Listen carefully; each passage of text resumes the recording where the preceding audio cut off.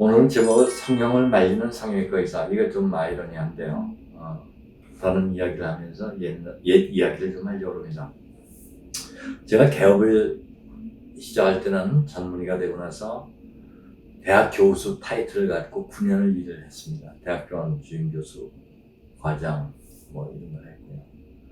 그러니까 좀 목에 40년 전을 생각해 보십시오. 목에 힘도 좀 들어가 있고 그렇겠죠.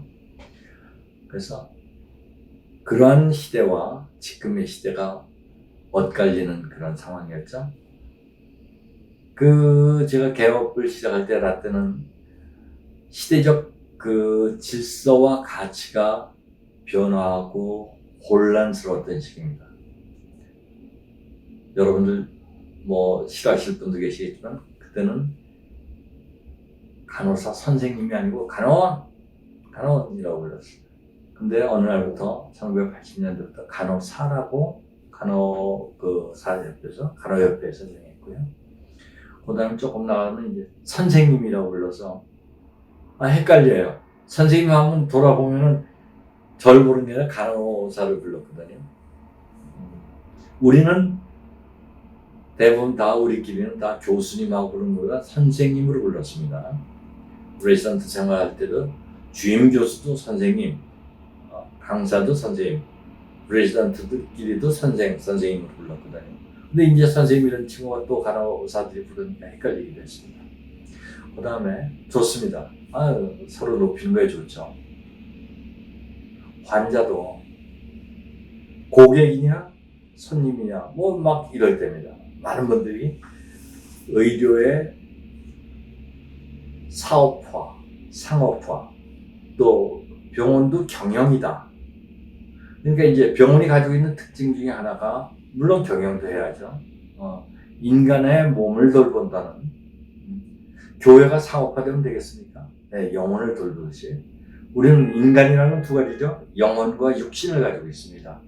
육신을 돌보는 게 의사고 물론 영혼도 관계가 있겠지만 영혼을 돌보는 게 주된 업무가 목사님이죠. 근데 이 의사라고 하는 몸을 돌보는 직업은 기업, 상업 이런 쪽으로 가고 있어요. 이게 뭔 말인지 모르겠지만 즉 여러분들의 모든 몸이 물질입니까? 물건입니까? 그렇게 생각되는 건 아니잖아요.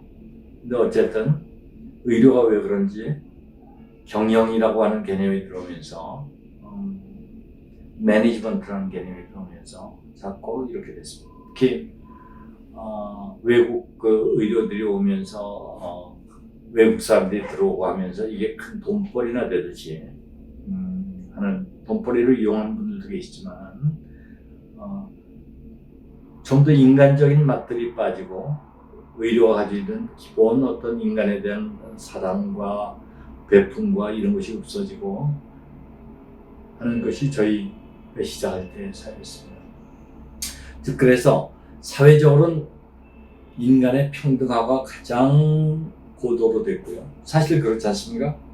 우리나라 대통령께서 감옥 안 가고 제대로 사신 분 별로 없죠. 또 돈 많은 사람들 감옥 안 갔다 온 사람들 없죠. 높은 사람들 감옥, 이건 감옥 가는 게 일입니다. 사회적인 존경의 대상이 없어지는 겁니다. 어쨌든 그럼으로써 사회적인 가치가 달라지는, 가치관이 허물어지면서 부모와 자식 간의 변화도 있고요. 효라고 하는 개념이 굉장히 희석되어 있죠. 개인주의가 확산되고요. 즉 우리가 가지고 있던 100년, 400~500년 됐던 유기적 가치가 없어진 거예요. 즉 충이라든지 충 뭡니까? 네.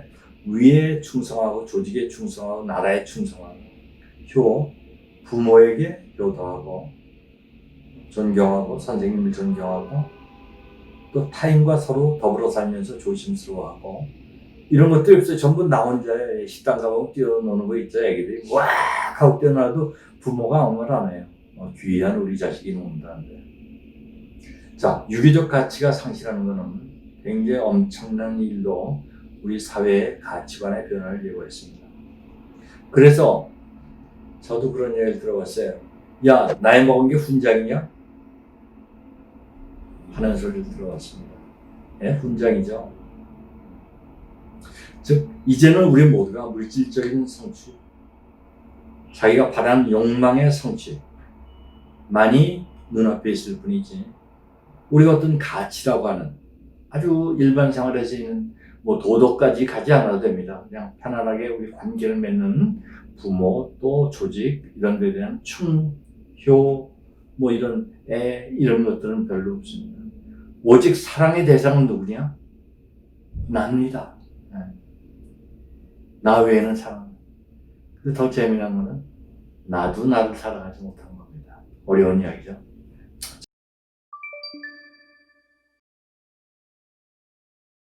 자, 성형을 말리는 성형외과 의사라고 그랬는데 그 이유가 저는 라떼 사람이기 때문에 그렇습니다. 지금은 저 같은 사람은 없죠. 예. 의사는 모두 힘듭니다. 왜? 성형외과 의사나 일반외과 의사 다 어려운 게. 그래서 요즘은 성형외과 같은 것도 별로 인기 없어요. 제일 좋은 과는 마취과, 방사선과, 정신과. 이해가 되시죠? 뭐 피부과. 왜? 질병 치료의 목적인 일반 의학 같은 경우는 몸속에 암이 있거나 뭐가 있을 경우에 그 자체가 객관적으로 우리가 진단을 하고 치료를 하고 나았으면 오케이, 환자는 감사합니다. 합니다. 근데 미용 쪽에서는 그런 객관적인 그것보다도 더 중요한 건 뭐냐? 주관적입니다. 한국에는 주관 외에 그 주위 사람들이 또 많은 훈수가 있죠. 거기에 기분이 그냥 확확 날아다닙니다. 그러니까 그 많은 사람과 본인의 욕망을 합친 거를 만족시키려면 참 어려워요. 성형외과는 쌍꺼풀이 생겼다로 만족을 못합니다. 객관적으로 주위 분들, 그 많은 분들의 훈수, 뱃사공들의 이야기가 다 만족되어야지 참 어려운 이야기예요. 그래서 우리가 가지고 있는 성형외과에서의 스트레스는 일반 외과 의사의 진단과 치료 더하기 정신과 의사의 마음을 치료하는 것 더하기 영혼을 돌보는 목사님의 스트레스까지 같이 해결을 해야 됩니다.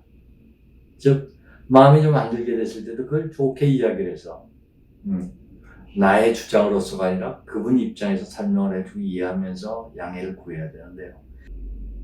우리 교과서에 그런 말이 있었는데 성형외과 의사는 칼로 마음의 병을 고치고요. 정신과 의사는 약으로 마음의 병을 고친다. 왜?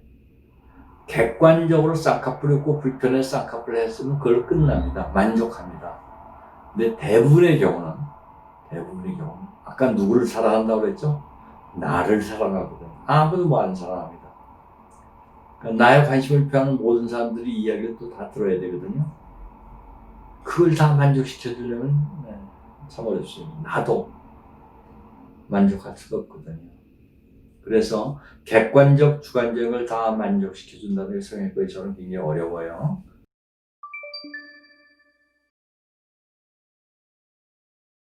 그래서 제가 성형외과를 개업할 때는 재건수술 전문으로 했고 제 이름이 수신인데요. 뭐 학생들이 그랬답니다. 손 숫자에 귀신 신자, 손가락 수술의 귀신이다 라고 그랬대요. 그러니까 저 나름도 굉장히 자존심도 있고 프라이드도 있을 거 아닙니까?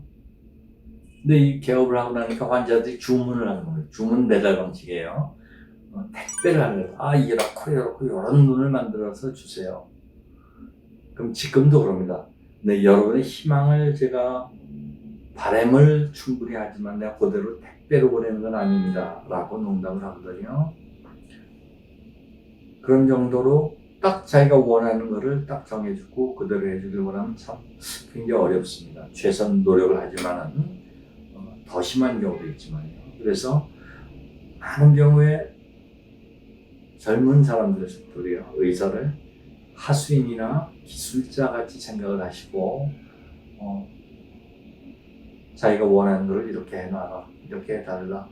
그래서 그럴 때는 참 어렵구나 하는 생각을 하고요. 이런 마케팅 시대에 또 의료 상업시대에 장사꾼이나 또는 하수인으로 사는 것이 차라리 쿨한 것이 아닌가 하는 생각도 해보지만 제 자신 스스로 안타까운 것이 태생적으로 서비스 정신을 타고나지 못했어요. 아직도. 대학 교수에서 영향을 받고 지금 제가 길바닥에 앉았다고요. 길가에 있으니까요. 여기서 오랜 기간 일을 했어도 아직 그 서비스라는 게 참 어려운 거. 그래서 저는 지금도 타락한 의사를 목표로 하고 있습니다. 참 그게 어렵습니다, 그게. 자, 아직도 고집으로 저는 내 보는 기준에 따라서 환자를 설득하고 이야기를 합니다. 예전에는 수술하지 마라. 아유, 그 정도면 굉장히 이쁜데 왜 그래? 라고 하는 게 80% 정도였어요. 그래서 제가 유명했던 게 성형을 말리는 환자라고 유명했습니다. 하루는 제 친구가 저를 보더니 의사입니다.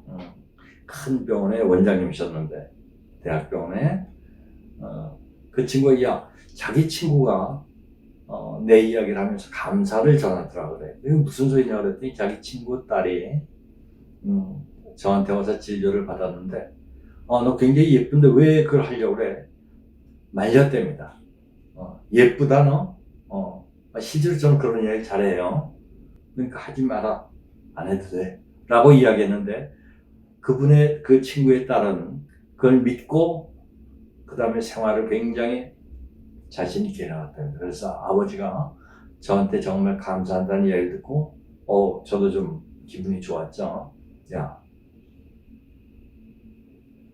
왜 의미 없는 수술을 원하는 사람들이 꽤 많이 있습니다. 여기를 조금 더 높여라. 여기를 조금 더 낮춰라. 그건 정말 의미가 없거든요. 의미가 없습니다. 근데 그런 것을 하는 분들한테도 예전에는 의미 없는 수술을 하지 마십시오. 그러고 자꾸 이야기를 했어요. 근데 지금은 안 그렇습니다. 환자가 이야기하면 그리고 해드립니다.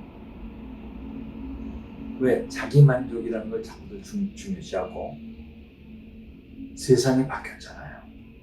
예전에는 의사에 대한 존경이 있고 믿음이 있었습니다. 굉장히 중요한 것 중 하나는 믿음이잖아요. 선생님이 말하니까 내가 따라서 할게. 근데 지금은 의사나 누구나 믿을 사람이 없어요. 자신만을 믿는 겁니다. 그럴수록 자신의 담을 점점 더 두껍게 쌓고 있고요.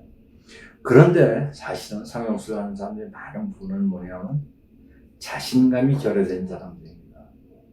내가 나 자신 굳건히 서서 성벽이 돼서 세상과 부딪히면서 살아가는 그런 힘이 약합니다. 굉장히 남이 한번 화살 치면 그냥 성벽이 없으니까 와서 그냥 꽂힙니다. 조금 긁는 소리만 하면 그 반응도 또 자기를 괴롭힙니다. 우리나라 사람들은 많이 남들의 특히 친하다고 하면은 친하니까 마음대로 이야기해 주잖아요. 옆에 개구리 있어도 뭐 심심하니까 내가 돌 좀 던졌다. 관계 없잖아요. 그렇지만 듣는 사람의 입장이 되면 그것이 굉장히 인시큐어하기 때문에 자신감이 약하기 때문에 굉장히 자신을 괴롭히고 저는 너무나 많이 봤습니다.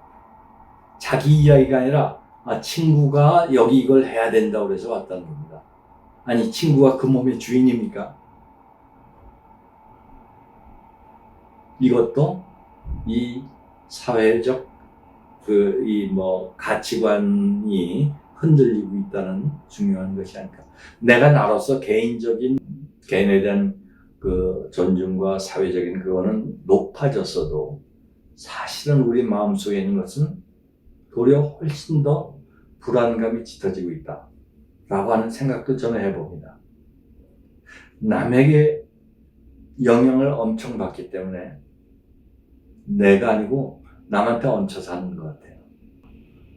성형을 말리는 의사들이 성형외과를 몇 군데 가서 의견을 들어서 꼭 해야 된다고 하면 저는 꼭 해야 된다면 하라고 그래요. 꼭 해야 된다고 하면. 하지만은 해도 되고 안 해도 되고 혹은 하지 말아도 되고 하는 것을 구별을 해야 된다. 하나만 한 것 해줄 때도 있습니다. 저희가. 왜? 그 사람을 위해서. 아니 내가 여러 말 하기 싫으니까. 하지 말라고 설득하는 게 더 시간이 걸립니다. 저는 성형을 말리는 성형외과 의사의 마지막일지도 모르겠습니다. 감사합니다.